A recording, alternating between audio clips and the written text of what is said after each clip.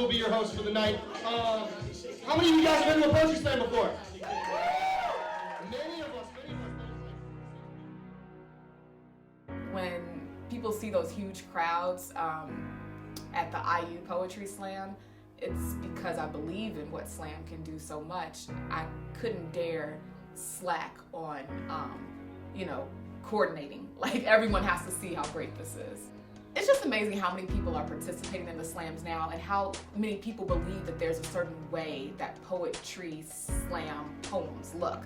Like, some people think, it's just someone getting on stage being loud and moving their hands around. And I'm like, no, you can do whatever you want at a poetry slam. You can have whatever style. It's simply a competition of poets, like on stage.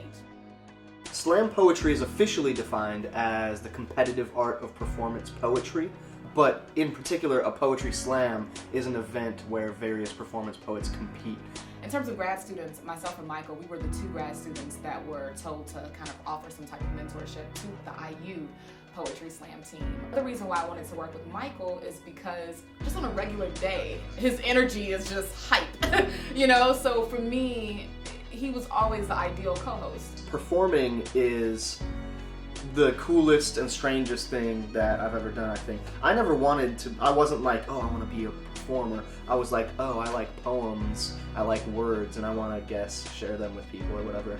To see people on stage being very theatrical and confident with their work, it was amazing. And the best part for me of being a part of Poetry Slams was the group. Creating group poems together, which is something that tonight I'm going to work on with the IU Poetry Slam team. There's something about standing on stage collectively as a force. You need to be able to make a strong emotional catharsis happen in an audience member in 3 minutes and 10 seconds on the first listen of a poem. Again, a slam poem doesn't have to look a certain way. I believe in having a DJ at a slam. It's amazing to see like 150 people, close to 200 people packed into the Bishop to hear poetry.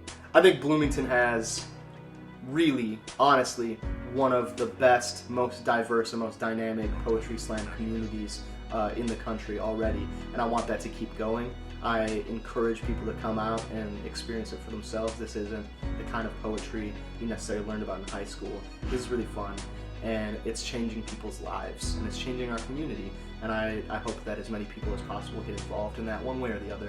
I definitely want the Poetry Slams to continue. We did create a tradition here, and it doesn't end with just me and Michael.